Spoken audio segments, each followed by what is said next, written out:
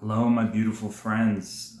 Today's video is going to be my experience at Soulshine Festival. I believe it started during lockdown here in Toronto, or right outside of Toronto, and I just wanted to share a little bit about festivals, Soulshine Festival in general, but all in specifics, but also in general, the power, the gift of festivals.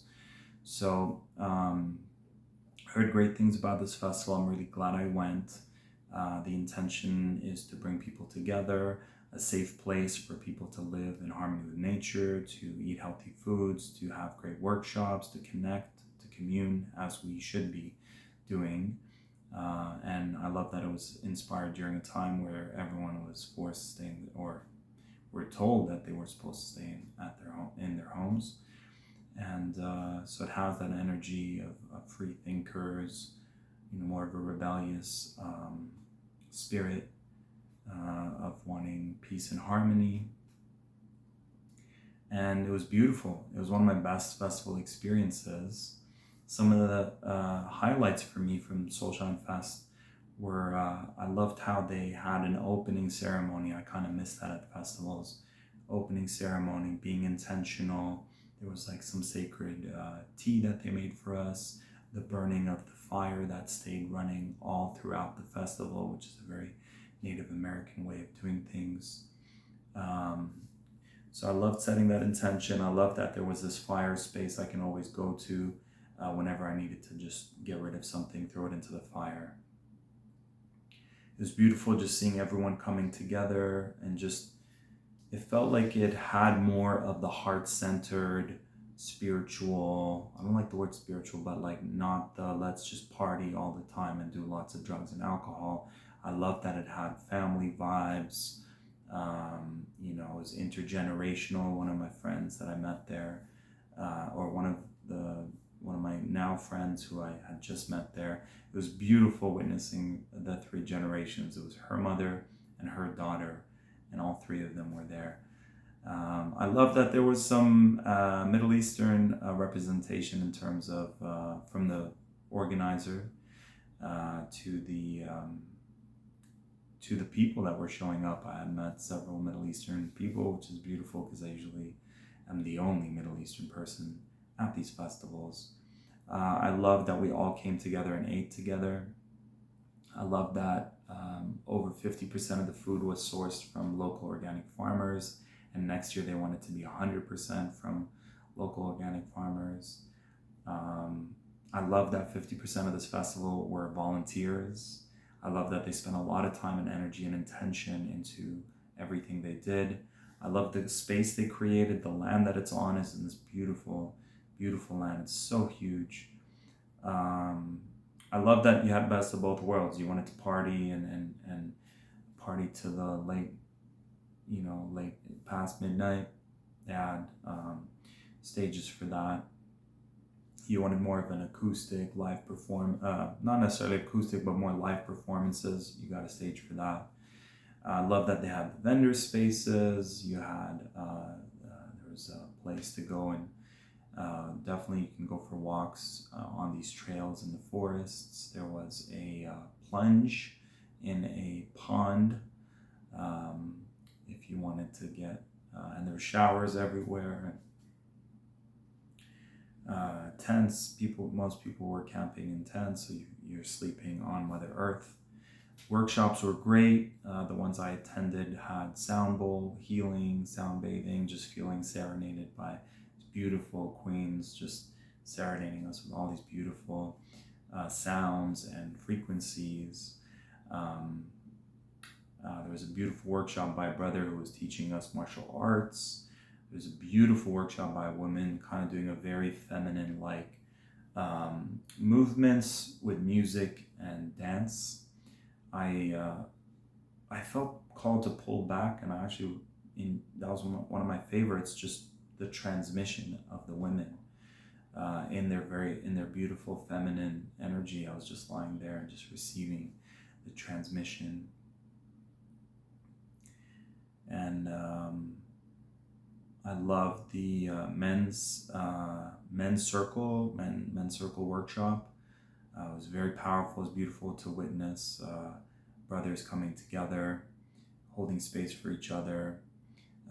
Loved witnessing the exercise that we did to see what happens when a man feels like they're at this, they have to deal with things on their own, and how powerful they are when they call in their support system, whether it's physical or spiritual. It was a very beautiful experience that played out. I was the person's higher self, and then they had all these like fears and doubts represented by other people, blocking them from moving forward. And it was like theatrical, but it was also metaphoric, and it was very healing when it played out, where the higher self came together with this man, and the ancestors and his guides and angels came together to help him move forward past these obstacles. That was definitely a powerful moment. Definitely a key moment was when they told us in that men's circle, imagine we are the protectors of our community, and we are being, people are coming in attacking with bad intentions for our community. What kind of energy do you need to bring? And we all just looked at each other in the eyes, and we just let out a roar, so loud, so primal, so intense. And it was beautiful to be witnessed. So me sharing that and being witnessed in that, and witnessing the other person in that same energy. So we're both like, yes, thank you. And definitely lost my voice doing that. Beautiful connecting with old friends, beautiful connecting with new friends. I love that they were holding it down at the red tent. There was a beautiful space for women if they were on their bleed, if they wanted to be surrounded with other women, a sacred safe space, and all the amazing workshops they did there. And they created this beautiful space of support, of comfort, of sisterly love, and all that. Beautiful. And they had this beautiful healing space, so you can wait, you can sign up, and there are all these different healers who are contributing sessions, huna and massage and healing and all sorts of stuff. So it's a beautiful healing space that I don't think I've seen it to that extent at other festivals. There's more of like a chill out lounge, but not necessarily a healing space to this degree. Love the closing ceremony. I love the random stuff. One of my highlights was literally my friend who I haven't seen in years was like, let's play Frisbee. And obviously the Aries in me is like always up for a game and super competitive. So I was like, let's turn it into, I always forget the name, where it's like two teams and you pass the Frisbee around and there's like goals. It was different age groups, and it was just really fun and random and spontaneous. It's beautiful to experience closure. There was some past experiences from friends that came up to the surface, so it was really beautiful to gain closure. And I think my default setting is unconsciously creating safe space around me, and I witnessed several. I loved. Before I conclude, I love that there were things for the kids, almost like a kid section. It was like a lot of moms with their kids. There was like this water slide thing and a whole kids forest thing, and I love that people were so involved in their workshops. I met these beautiful women before they started their workshop for moms and kids, like strengthening your bond between you and your child. And I loved hearing that they had started like a unschooling movement or some kind of alternative school during lockdown. It's beautiful to see these like leaders, these movers and shakers, these people who are doing things and not just sitting there and taking it. And there's like a donkey and a pony in the middle of this whole festival. I don't think I'm missing anything else. Tons of workshops. Obviously, I didn't do all of them. And so my big takeaway for those of you who are more empathic and healers is learning to balance the give and the receive. My default is to give a lot. And I noticed I had several people there just crying in my presence. Like shoulder hugs, listening to them and they would just like cry. So what I had to do was, it was fulfilling and what an honor to have 5, 6, 7, 8 people share that I made some positive impact on them. But I also want to, if it's a subconscious thing that I'm doing, to feel more deserving or validated in my abilities as a healer. It felt like it was a little much and I needed to pull back from doing that. But it was beautiful meeting people by the fireplace and connecting. I enjoyed more of the conversations. I noticed a lot of times at festivals, people are like going from one thing to another. And for me, I enjoyed the intimacy. I enjoyed the connection. Sometimes at festivals, I feel there's like really dark energies and stuff like that. But I really didn't feel any red flags. Definitely not from the organizers. I felt their pure hearts and intentions. And for the most part, there wasn't really any issues, you know? So highly recommend it. Soulshine Festival here in Toronto, Ontario. Just saw 11/11. And my own personal takeaways were monitoring the giving and the receiving.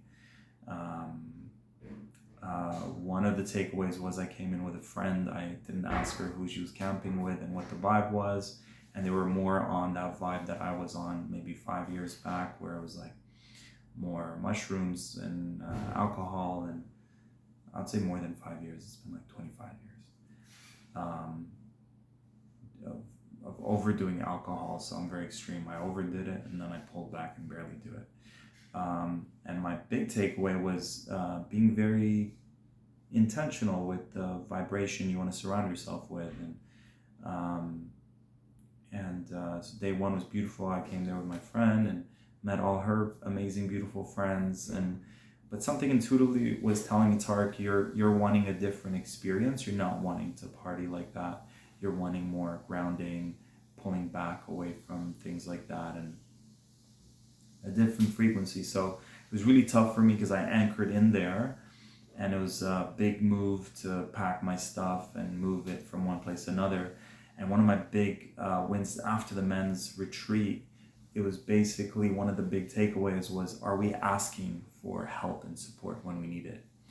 And so I took that lesson and I very vulnerably asked a friend, hey, it's easy for me to be there for others and help them, but when I need help, it's like, why would someone stop what they're doing to support me? There's some wounding around there. And I asked my first friend, and I'm glad she was honoring her no. She's like, not, she needed some grounding. And I remember the moment I was just like, I was like, hey, I really hate asking for help, but how do you feel about supporting me in moving my stuff from where I am now to another place where it's more quiet? And my friend was like, sure, let's do it. And I could feel the whole time my stuff like, oh, this person's there, I have to reciprocate, I have to give. And I kept saying, how can I reciprocate? Just like, hey, whatever, it's all good. So really, it was out of my comfort, and it was reminding me how to receive unconditionally. And we got lost. It was so funny because she said last year she was at the festival. She ended up on this like a long trail that seems like it never ends. And as I was trying to get us to where my tent was, I'm very geographically challenged. I get lost in forests and things like that, and we ended up on that trail. I was like, shit, Asha, I think we're on this trail. And I was trying to just get it all done with so that I don't have to feel this uncomfortable feeling. But I think my gift was to be in the uncomfort of receiving support and receive it unconditionally. So that definitely stretched my receptivity muscles and reminded me of friendship, and reminded me of receiving and support. And it was great. And she helped me move, and she showed me this beautiful place where it's in like a very quiet zone. And I was like a very quiet part of so I got help packing up, I got help setting up, and it was just perfect. So that was one of my big takeaways. And also remembering not to give so much. So when I did the next retreat, which was the Tantra retreat, which I'll do in the next video, I was very right off the bat. I was very clear, like, okay, Tariq, shift your energy so I'm receiving more, I'm filling my cup more, I'm replenishing more. Yeah, I think that's pretty much it.